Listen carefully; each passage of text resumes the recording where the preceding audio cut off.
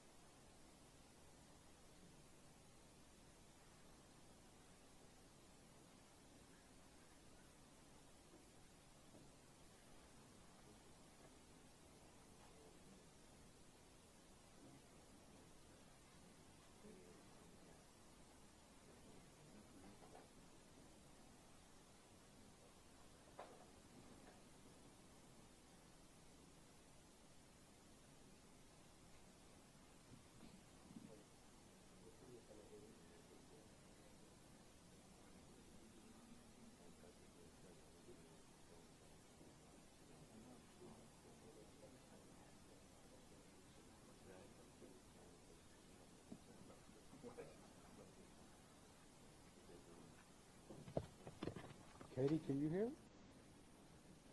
Yeah? Check 1, 2.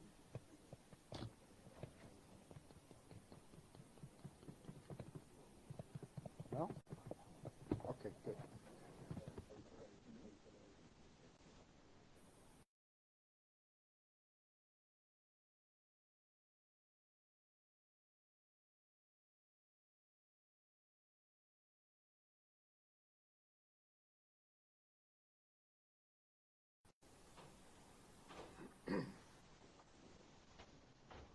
Good afternoon, everybody. My name is Deputy Chief Derek Swope of the Altoona Police Department. Today we're going to go through an incident that occurred in the city of Altoona. This morning at approximately 9:14 a.m., Altoona police officers received a call of a suspicious male at a local restaurant.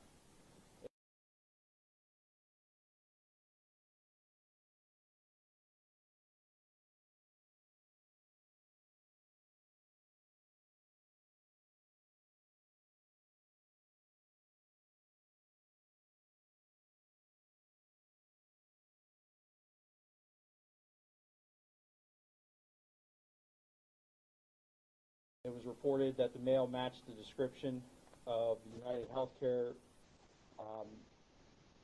murder in New York City. When officers arrived, they made contact with the male who had a face mask on. That male was asked to remove his face mask, and officers immediately recognized him as a suspect in the New York City shooting in recent days. That male was asked for a form of identification. He then provided a fake identification card out of New Jersey. After a brief investigation, it was determined that the ID provided was in fact a fake ID. and he was subsequently arrested. Luigi Mangione. From there, continued search of his property. A firearm was located, and a suppressor was also located. There were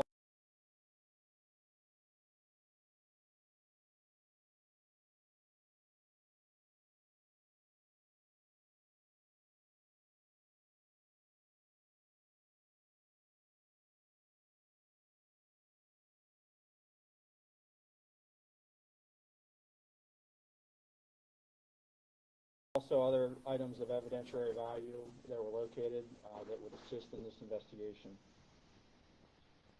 At this time, I'm going to turn it over to Governor Shapiro for some words.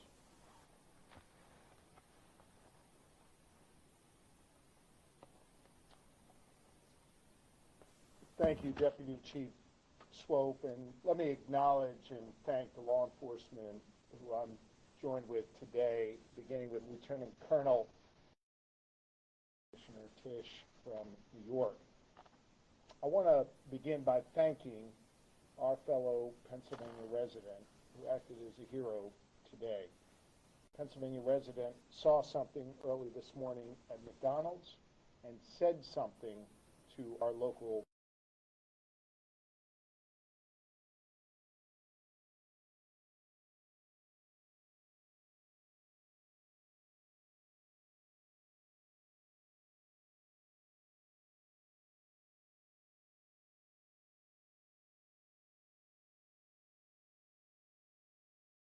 police. Our local police here in Altoona acted swiftly. I want to say a special thanks to Officer Tyler Fry of the Altoona Police Department. Officer Fry is about 6 months into his time serving his fellow people here in Pennsylvania, and he acted swiftly, he acted with smarts, and he acted with calm. You know, safety often turns on the strength of the relationship and help law enforcement here in Pennsylvania as we continue with our investigation. You'll see photos of the suspect who is here, and you should know that this suspect traveled between Philadelphia and Pittsburgh, making stops in between, obviously here in Altoona. I want to ask all of our fellow Pennsylvanians to help us with any tips that they might have by contacting us at 800-4-PA-TIPS. Again, that number is 800-4-PA-TIPS. The suspect was just arraigned here in the courthouse, and presumably New York will file charges very, very soon. That process will continue to play out, and justice will be delivered in this case. This case is hinged on attention. In fact, the attention in this case and the killing of Brian Thompson was helpful, no doubt, in allowing us to capture this killer, in alerting that individual at McDonald's this morning, and then having that individual contact police. But some attention in this case, especially online, has been deeply disturbing, as some have looked to celebrate instead of condemning this killer. Brian Thompson was a father to two. He was a husband, and he was a friend to many. And yes, he was the CEO of a health insurance company. In America, we do not kill people in cold blood to resolve policy differences or express a viewpoint. I understand people have real frustration with our healthcare system, and I have worked to address that throughout my career. But I have no tolerance, nor should anyone, for one man using an illegal ghost gun to murder someone because he thinks his opinion matters most.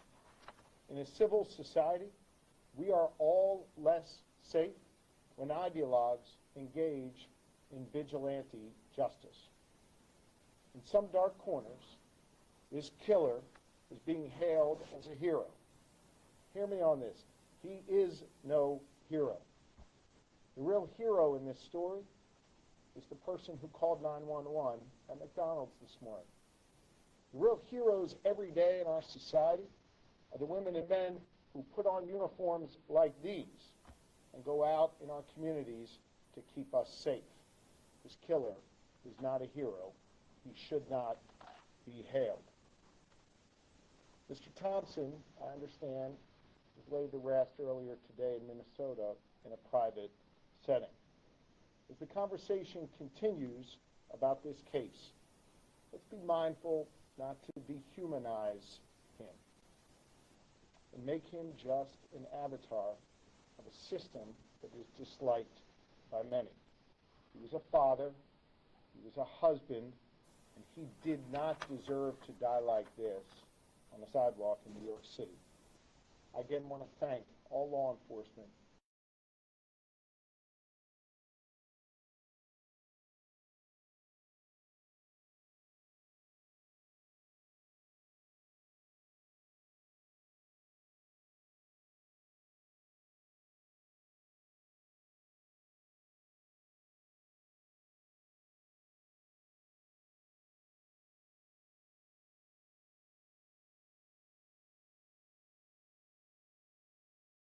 was present here this evening. Law enforcement works best when it works together. In this case, you have the New York Police Department working together with the Altoona Police Department, working together with our Pennsylvania State Police and our partners at the federal level as well. Everyone came together to solve this case and keep the public safe. I again want to ask my fellow Pennsylvanians if you have any information. Thank District Attorney Seidel. He and his staff came down from the Manhattan District Attorney's Office today in record time to assist us at the Altoona Police Department. And as the governor stated, the state police, the Altoona Police Department, the FBI, the New York City Police Department, Logan Township Police Department, the Blair County Sheriff's Department, and other agencies all worked together today to do what needed to be done to seek justice. I often talk about how the community in Blair County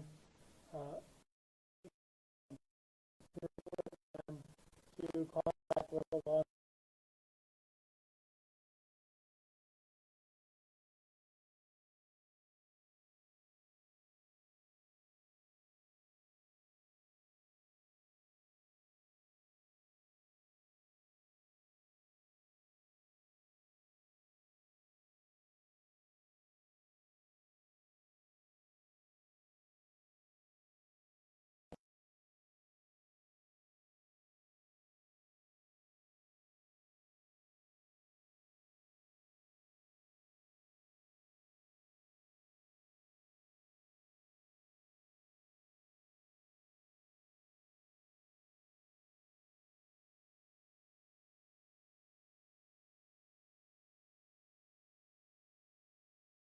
introduce Deputy Commissioner Daugherty at this time.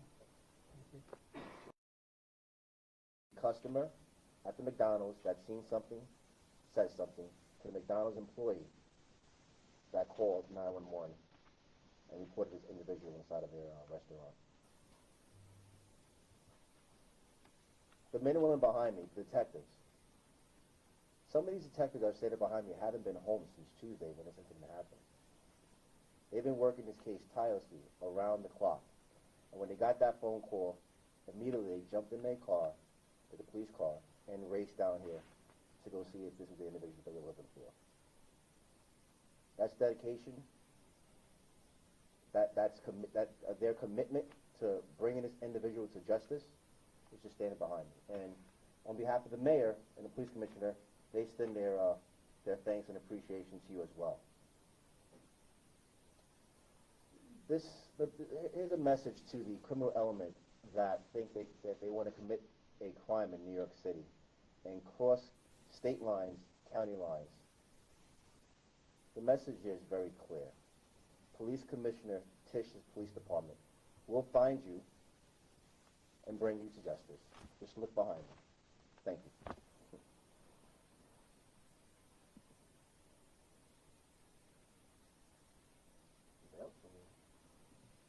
I think with that, we'll be happy to try and take a few questions.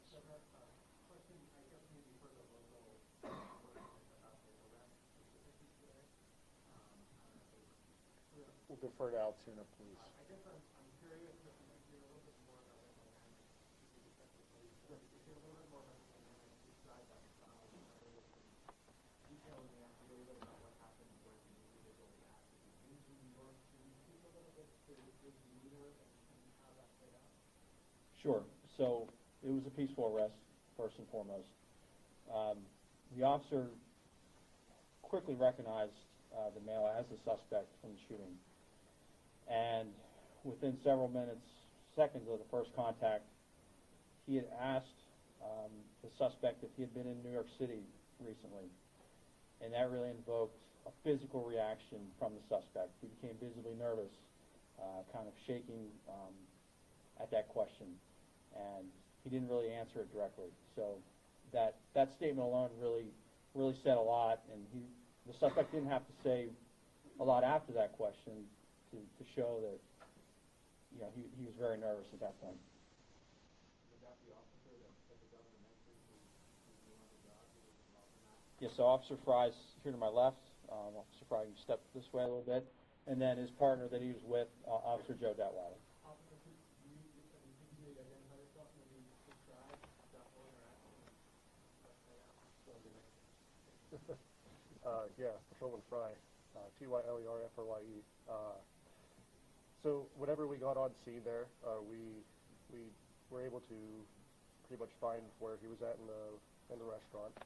And as soon as he was wearing a blue medical mask. As soon as we pulled that down, or we asked him to pull it down, me and my partner and I recognized him immediately, just from what we saw in the media with photos, videos. We just didn't even think twice about it. We knew that was our guy, but he was very cooperative with us. Didn't really give us too many issues. Once we found out his identity, we took it from there. How did you feel after the 6 months on the job as a law enforcement officer to be part of I can't say I was expecting it by any means, but it feels good to get a guy like that off the street, especially starting my career this way. It feels great. Has he made any statements since his arrest? Has he asked for a lawyer in this? To my knowledge, he hasn't made any statements. How long were you staying in Altoona, and where was he staying, and then was the gun on himself, or was it in like a car somewhere? We are still investigating how long he's been in Altoona. There's still a lot of follow-up to do in this case. Again, the men and women behind me are assisting with that. So we're still looking into it. I'm going to ask Lieutenant Colonel Bivens of the Pennsylvania State Police to address the question you just raised. So there are a lot of things that need to be followed up yet in this investigation. Certainly, there were a number of items that were found on his person, in his backpack, that have been inventoried, and we've begun to do an analysis of some of those. There were written documents. There are electronic devices that are in the process of being downloaded. Search warrants are obtained.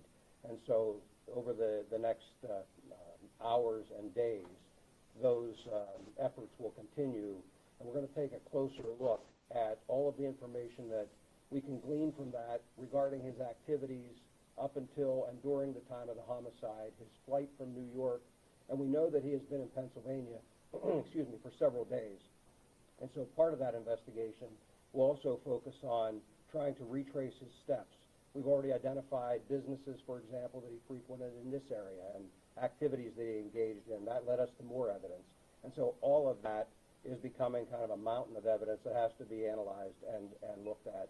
I'm confident we'll have a much better idea of his activities over the past number of days in New York and in Pennsylvania. Additionally, we're also trying to determine that we don't have another actor or an accomplice out there. So this information will all be used to help us prove or disprove whether that exists and whether there were any other intended targets. So a lot of questions that are out there that are unanswered yet. but we have a lot of information that we can examine that hopefully will give us some of those pieces of data that we need. You asked, or someone asked about the interview. He was initially cooperative. He is not now. And so he has been arraigned and transported and will be securely housed pending the filing of additional charges in New York.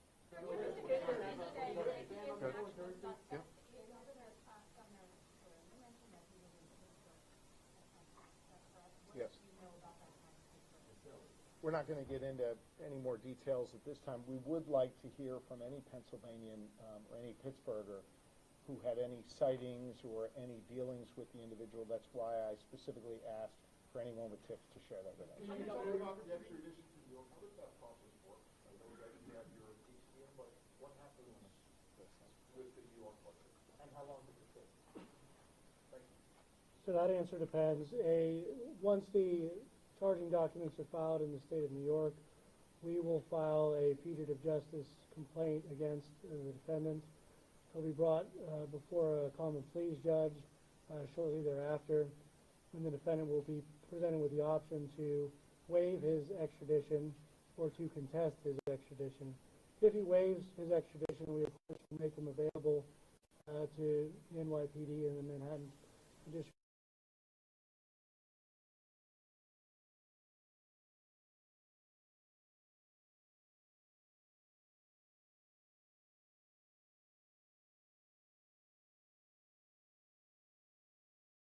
The attorney's office is.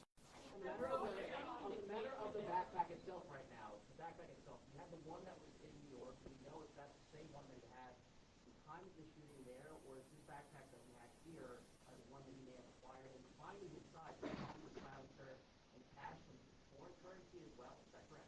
I'll defer to someone else. I'm not going to speculate on any of the interpretation of the evidence. I'm going to rely on the officers doing the investigation to complete that and reach their conclusion. Can we just say that at this point he is a suspect in a hit on the United CEO? Can we call him a suspect at this point? Obviously, we don't know. Yes, as we confirmed at his preliminary arraignment, with the permission of District Attorney Seidel, we expect charges to be filed forthwith, and obviously that I'm not going to speculate on that timing, but tonight or tomorrow or sometime in the very near future for homicide. And insight into a motive? Clarify one quick. In terms of the officer's investigation case, can you say any more about So at this point, we're not going to comment on that. I mentioned that there is a lot of information to go through. Certainly everything has been or will be shared with NYPD, but there is other information that really doesn't even pertain to that investigation. It, again, focuses more on his activities here in Pennsylvania and other travels. So all of that hopefully will shine more light on it. There is some information that gives us some insight into his thinking, but again, all part of the ongoing investigation. Way too early to discuss that. As far as the NYPD, they're not going to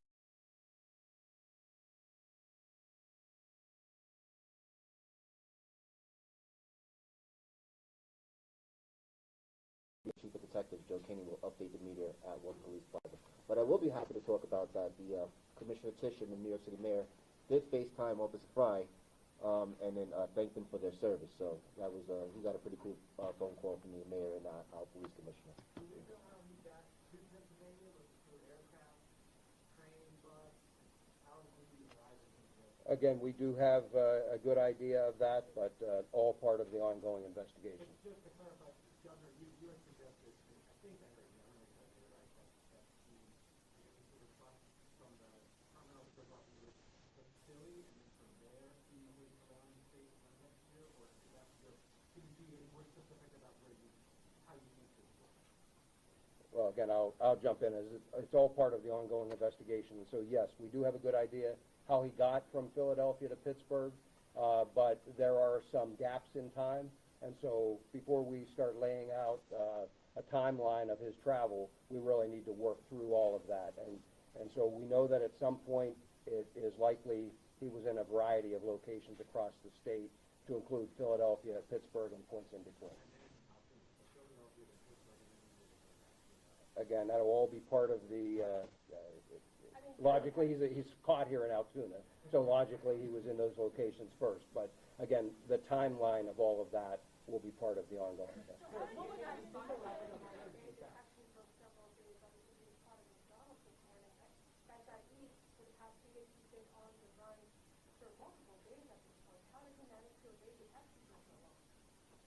So I think, again, as part of the ongoing investigation, when we determine where he's been, where he stayed, those kinds of things, we may be able to answer some of those questions.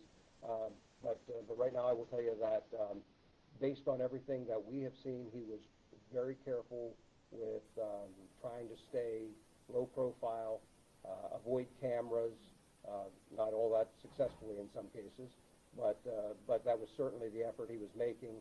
He took steps to try and avoid detection with some of the electronic devices and things as well. So again, all part of the investigation, but clearly, somebody that was very security conscious and trying to avoid someone identifying. No criminal record and this is a name that was not previously known to law enforcement? I am not aware of a criminal history on this Could you individual. speak to those tech evasion devices? It was mentioned in the hearing, and then the defendant said that those were waterproof and bags. Could you speak a little bit more to what was taken as evidence for that? No, not at this point. Again, I've spoken generally about what's there, but at this point, everything remains under investigation, and we'll have much more information, and New York will certainly have information for you in the future. How confident are you in the research suspect? Is there still a search for any other suspects other than the accomplice or potential accomplice? We're still going to canvass. We're still going to investigate. Like I said before, we're going to provide an update in a couple of days by the police commissioner and the chief of detectives back at New York. I will say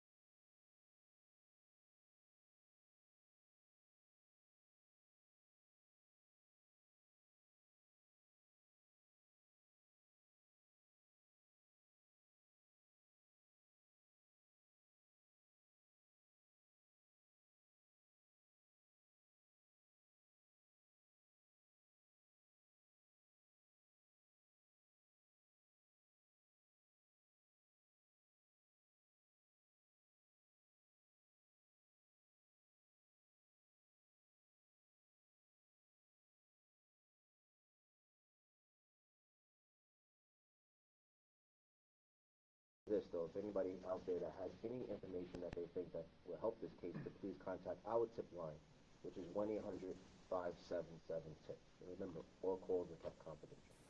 Just to clarify, the customer spoke with the employee called 911. That is my understanding, yes, sir.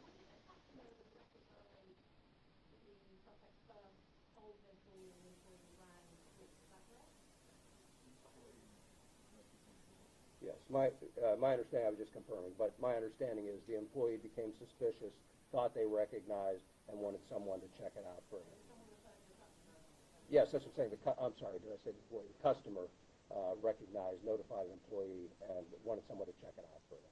Do you confirm which restaurant it was? Was it the one on Plate Road? I'm not familiar with the address of that. It's a McDonald's. But, yes, they tell me it is.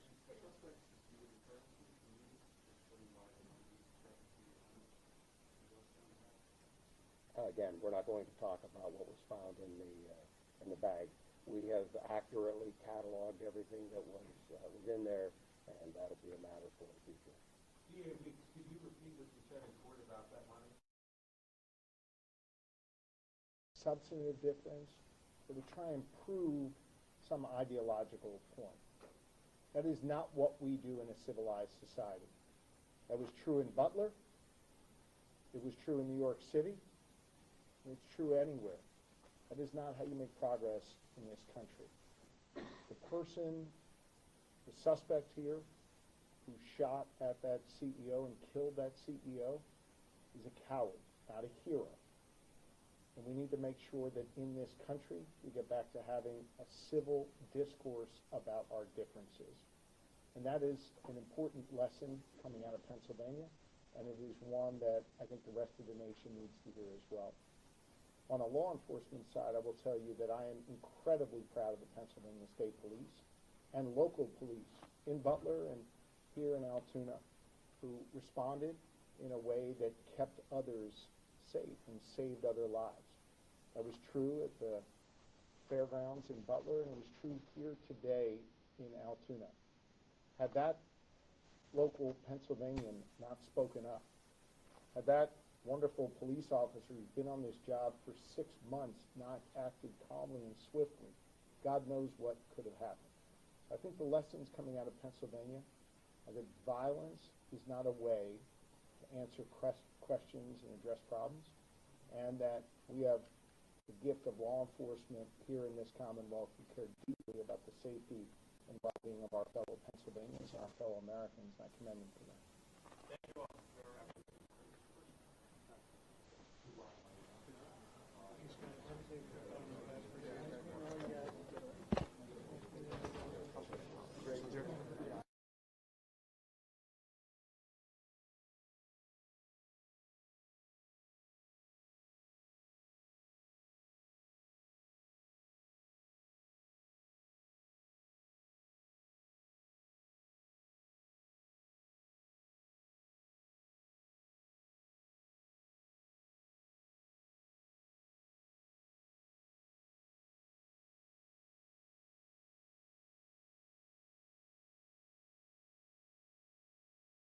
If